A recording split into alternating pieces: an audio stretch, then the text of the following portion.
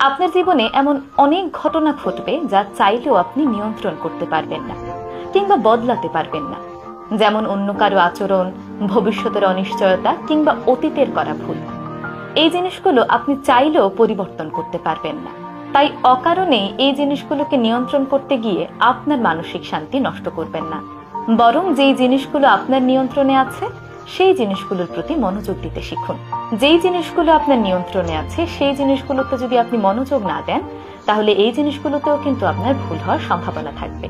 সেক্ষেত্রে এগুলো ভবিষ্যতে আপনার চিন্তা বাড়াতে পারে।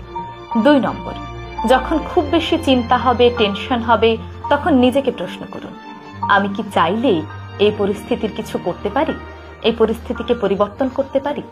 উত্তর যদি না হয়, তাহলে চিন্তা করা এক্ষুনি বন্ধ করে দিন।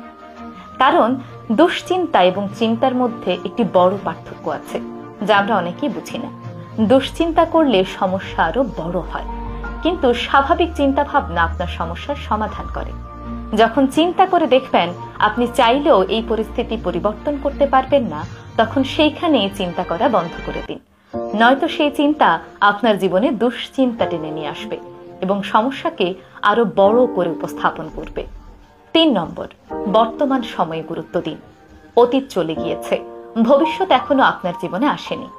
আপনার জীবনের সবচেয়ে গুরুত্বপূর্ণ সময় হলো বর্তমান সময়। প্রতিদিন সকালে ঘুম থেকে উঠে নিজেকে বলুন, আমার হাতে আজকের এই দিনটি আছে, এই দিনটি সুন্দর করার দায়িত্ব আমার নিজেরই। এই দিনটি সুন্দর না করে আমরা যদি অতীতের চিন্তায় পড়ে থাকি কিংবা ভবিষ্যতের চিন্তায় মশগুল থাকি, তাহলে বর্তমান জীবনটাকে আমরা সুন্দর করতে পারবো না।